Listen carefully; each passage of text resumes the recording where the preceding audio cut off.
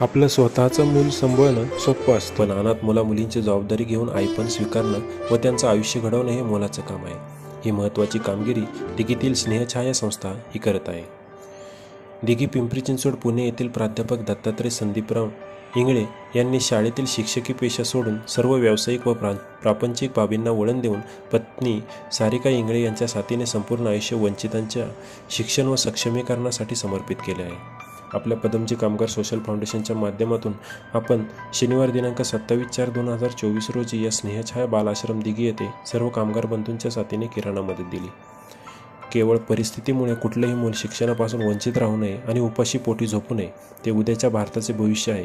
त्यांनी योग्य ते शिक्षण घेऊन सुशिक्षित व सुसंस्कृत माणूस बनून समाज व राष्ट्रसेवा करण्यासाठी प्रेरित होऊन नक्कीच सन्मानाने जगावे, याच उद्देशाने थोर समाजसेवक महामानव मुरलीधर देवीदास आमटे उर्फ बाबा आमटे यांच्या प्रेरणेतून सन 2016-17 पासून केवळ लोकसहभागातून इंगळे दाम्पत्य पोटच्या 2 लेकरांसारखे दुर्लक्षित एक पालकत्व असणारे स्थलांतरित आत्महत्याग्रस्त ऊसतोड मजूर यांची मुले, शेतकऱ्यांची मुले व आदिवासी कुटुंबातील 25पेक्षा जास्त निवासी मुलांचे शिक्षण, संगोपन व पुनर्वसन करण्यासाठी एकत्र जीवन आणि एकत्र जेवण या विचाराने कार्यरत आहेत.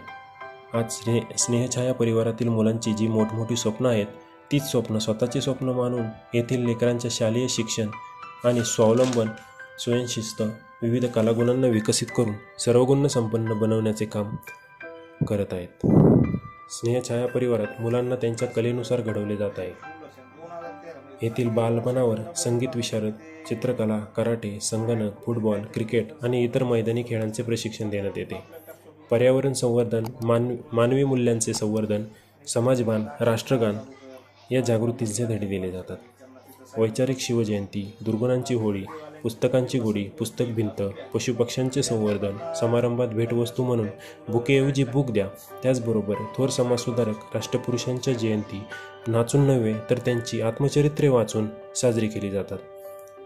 येथे राष्ट्रीय दिन, सण, उत्सव हे पर्यावरणपूरक साजरे केले जातात. अशा प्रकारे या सेवाभावी संस्थेमध्ये सर्व कामगार बंधूंच्या मदतीने आणि सकारात्मक भावनेने आपण मदत देऊ शकलो.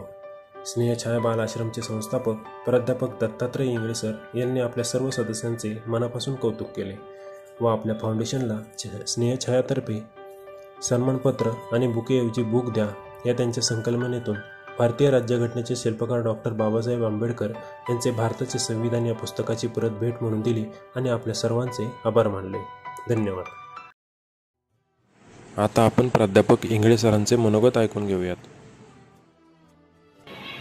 नमस्कार. खरं तर आज दिनांक 27 एप्रिल 2024 आज पिंपरी चिंचवड विभागातून चेरगाव येथील पदमजी कामगार सोशल फाउंडेशनच्या वतीनं स्नेहछाया परिवार दिघी येथील या 25 निवासी बालप्रभावांसाठी त्यांच्या कल्याणार्थ त्यांना लागणाऱ्या जीवनोपयोगी वस्तू आणि सगळ्यात महत्त्वाचे आपुलकीचा मायेचा घात म्हणून महिनाभर पुरेल अशा काही मुदत किराणा या ठिकाणी उपलब्ध करून दिलेला आहे. सदर या सामाजिक कृतीबद्दल, दायित्वाबद्दल स्नेहछाया परिवाराच्या वतीने पदमजी कामगार सोशल फाउंडेशनचे मनापासून धन्यवाद.